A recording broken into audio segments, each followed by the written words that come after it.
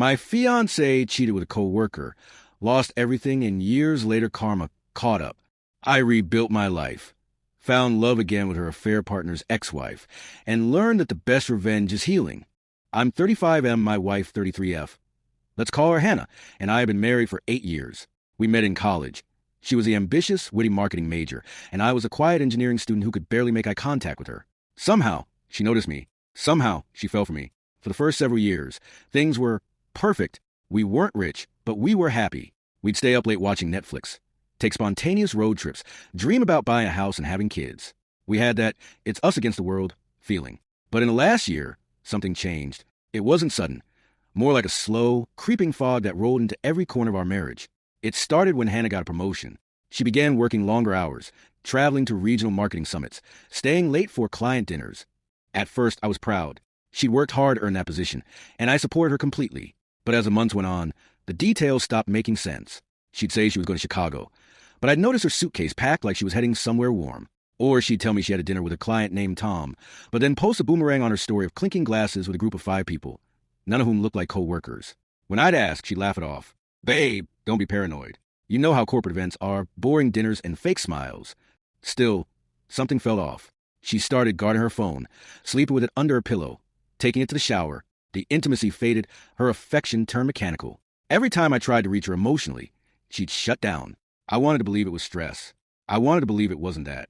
One Friday, she told me she had a flight to Denver for a marketing conference. She was oddly specific. Said she'd be staying at the Hilton downtown, back Sunday night, and that she'd be busy most of the weekend. Cool, no problem. I trusted her, or at least I tried to. But that same Friday night, I had dinner with my friend Jason, who works in logistics. He mentioned his company had a partnership with her firm. Jokingly, I said, "Hey, maybe Hannah's at one of your conferences this weekend." He frowned. "In Denver? No, man. The marketing division isn't doing anything there until November." My stomach dropped. That night, I couldn't sleep. I sat in bed staring at the ceiling while her delivered text on iMessage stayed unread. By morning, I convinced myself there had to be an explanation. So I called the Hilton downtown Denver and asked for her room. "Sorry, no one by that name is checked in." I hung up, heart racing. I didn't want to jump to conclusions, but something in my gut told me I had to know the truth. So I did something I never imagined I'd do. I tracked her location. Months earlier, we'd share locations on iPhone just for safety during her travels. I opened the map. She wasn't in Denver. She was in Nashville, Tennessee. I don't even remember deciding to go. I just threw some clothes in a bag, got in my car, and started driving. 9 hours on the road, rehearsing every possible scenario in my head. Maybe she was visiting a friend. Maybe it was a last-minute business change. But deep down, I already knew. When I got close, I pulled into a gas station and checked the map again. Her phone was still at the same location, a small boutique hotel near downtown Nashville. I parked across the street from the entrance and waited. My hands were shaking so bad I could barely hold my coffee. At 8:47 p.m., I saw her. She stepped out of the elevator wearing a black dress I'd never seen before, the kind that wasn't corporate dinner appropriate. And beside her, laughing, was a tall guy in his late 30s. He touched her back like he'd done 1,000 times. She didn't flinch. They walked into the restaurant next door, and my world shattered. I sat there for 30 minutes, staring at them through the window, watching her smile, watching her kiss him across the table. It was surreal, like an out-of-body experience. I texted her, "Hey, how's Denver?" She replied 2 minutes later, "Good. Exhausting, though. About to crash early." I could barely breathe. I took a photo of them through the glass, zoomed in, and saved it. Then I drove home, 12 hours in silence. When she got home Sunday night, I was waiting in the living room. "Hey, how was Denver?" I asked, keeping my voice steady. She smiled. "Long. I missed you." I handed her my phone, showing her the picture. Her face went pale. At first, she denied it, said it was an old friend, a coworker, anything but what it was. But when I told her I'd called the hotel, she broke down. The guy's name was Ethan, her regional client. They'd met a year ago. One harmless business trip turned into another, and eventually into something else. She cried, saying it didn't mean anything, that she still loved me. I wish I could describe the pain. Not just betrayal, but the realization that the person I built my life would have been living a second life right under my nose. I didn't yell. I didn't throw things. I just said, "Leave." She stayed with her sister for a few days. I told her not to come back. Then the guilt set in, not for her, but for me, for believing her lies, for not noticing sooner, for letting her convince me that my instincts were paranoia. Over the next few weeks, she kept texting me. Apologies, confessions, begging for another chance. She even said she'd quit her job, but I was done. The part that hurt the most? She told her friends that I was emotionally distant, that I was the reason she drifted away. They believed her. I found out the guy she cheated with is married with kids. His wife contacted me after finding out, and we talked for hours. Turns out, Hannah wasn't his first affair. He's now going through a divorce. Hannah's been fired for violating company policy. Karma's a slow burn, but it burns bright.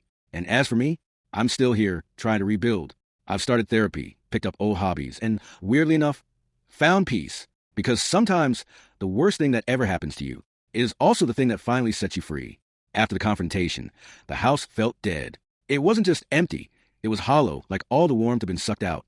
Every photo, every souvenir from trips, every shared playlist on Spotify felt contaminated. The morning after she left, I sat at the kitchen table staring at 2 mugs. Hers still half full, lipstick on the rim. That image burned itself into my brain. For days, I kept replaying everything, trying to pinpoint when she stopped loving me. Was it the late nights at work? The moment she met him? Or was it a gradual fading? Like watching the sunset and not realizing how dark it's gotten until you're standing in the cold? Hannah's absence was loud. At night, I'd wake up reaching for her out of habit. The space next to me was cold. She texted almost daily long, desperate paragraphs about regret and therapy and finding herself. I didn't respond. Then came the emails. She sent one titled, "Please read closure." Inside, she wrote, "I know you probably hate me, and you should. I hate myself for what I did. I never meant to destroy us. It wasn't about him. It was about me trying to feel something again. I was so afraid that we'd become boring, that I'd lose who I was. But in chasing that feeling, I lost everything real." I read it 5 times, and for a brief second, I almost pitied her. Then I remembered her smiling at him, kissing him like I never existed, and the pity turned to ice. 2 weeks later, her company's HR department called me. Apparently, Hannah and Ethan had violated a strict non-fraternization policy. Someone had leaked photos, maybe a coworker, maybe his wife. Both were terminated. He lost his job and his marriage. His wife filed for divorce and demanded full custody. I didn't celebrate, but I can't pretend I didn't feel something. Not joy exactly, but justice. Karma doesn't always show up with fireworks. Sometimes it just quietly dismantles the world of the person who broke yours. About a month after everything, I ran into Hannah at the grocery store. I almost didn't recognize her. She looked smaller somehow, tired, pale, eyes swollen like she'd been crying for days. She froze when she saw me. "Mark," she whispered, "please, can we talk?" I wanted to keep walking, but something in me, maybe closure, maybe curiosity, said let her speak. We sat in my car. She apologized again, this time with no rehearsed lines. She told me she was in therapy, that she realized how selfish she'd been, that she'd broken something she could never fix. Then she said the one thing that made my blood boil. "If you still love me, maybe we could try again."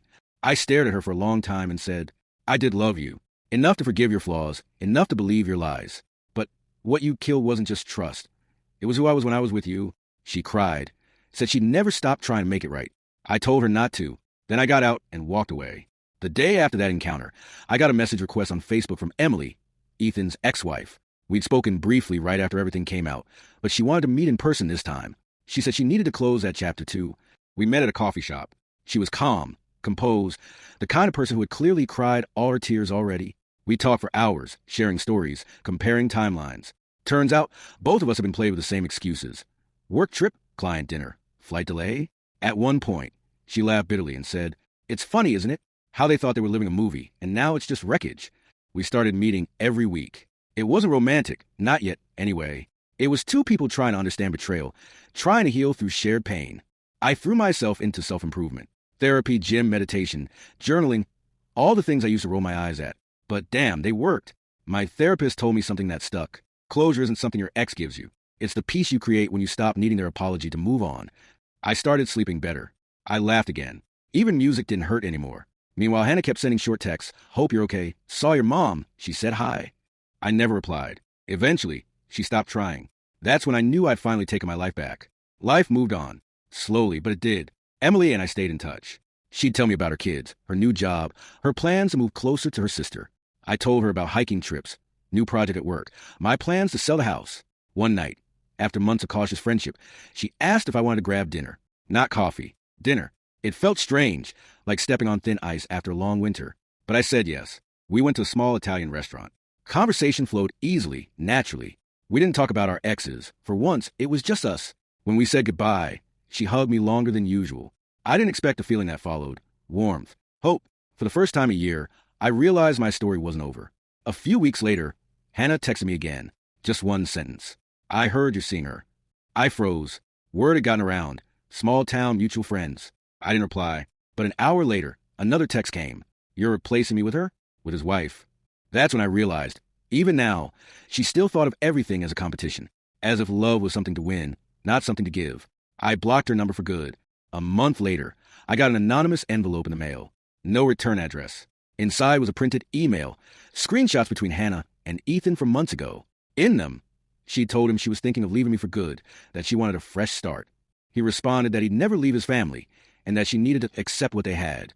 So she'd risked everything for a man who never even planned to choose her. That hit me harder than I expected, not out of pity, but because it confirmed what I already knew. She destroyed our life for an illusion. A year later, I finally sold the house. Too many memories. Emily helped me move out. And when we closed the door for the last time, she said, sometimes you have to lose everything fake before you can build something real. We kissed that day. It wasn't dramatic or cinematic, just quiet, honest, real. Edit 1-year update. A few people messaged me asking for updates. Here's where things stand. Hannah moved to another city, apparently working freelance. I haven't heard from her in months. Ethan tried reaching out to Emily. She ignored him. Emily and I are still together. We take things slow, respecting the scars we both carry. I've learned that forgiveness isn't about letting someone back in. It's about letting yourself out of the cage they put you in. Sometimes karma doesn't destroy people. It teaches them what they destroyed. A year and a half after the affair, life felt normal again. The kind of normal that doesn't feel empty, but peaceful. It's strange how healing sneaks up on you. There's no I'm better now moment. It's just one morning when you wake up and realize you didn't think about them for days. Then weeks. Then months. That's how it was for me. I moved to a smaller house near the lake. Something quiet, manageable, mine. The first night there, I sat on the porch with a beer, watching the sun sink into the water. The reflection looked like fires slowly dying out. Fitting, I thought. Emily and I were steady. Not perfect, but real. We laughed, argued about stupid things like how to fold laundry, and made up by cooking together. She once told me, you don't heal from betrayal by forgetting. You heal by learning to trust yourself again. She was right. In late spring, I received an email. No subject line, just an attachment, a letter in a PDF. It was from Hannah. For a moment, I thought about deleting it without reading, but curiosity won. She wrote, Mark, I don't expect you to read this, and I definitely don't expect forgiveness. But I needed to say what I never could when you were still looking at me with love. I've lost almost everything. My job, my reputation. My family barely talks to me. My therapist says I keep living in the past, and maybe she's right, because that's the last place I felt safe.